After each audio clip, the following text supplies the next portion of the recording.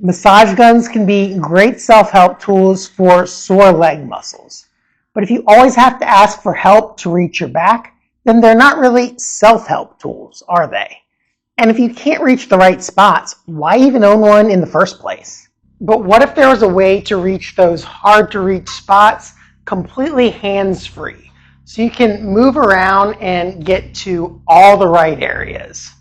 This is the SOZO, and it holds a massage gun to a wall using nothing but air pressure. To take it off, you just press a button, it releases a valve, and once the air comes out, you can easily move it to a different location on the wall.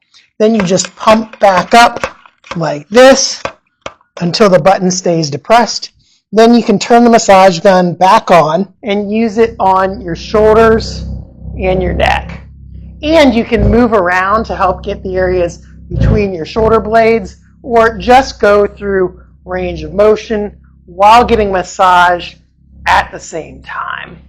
It uses a commercial grade suction cup. These are designed to lift plain glass and granite countertops, so it can easily handle the weight of a massage gun. To attach it, you just press it firmly against the wall and pump the pump up until you can't see the red line anymore, and then it's ready to use. You just put the massage gun into the groove like this, and then strap it in using the straps, pulling them tight, and then you can tuck the extra in over here.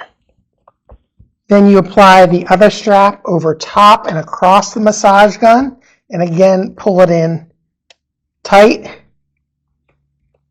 And then once it's firmly secured, then you just turn the massage gun on and you're ready to go. It fits most models of massage guns, so regardless of which brand you have, it's probably compatible with yours.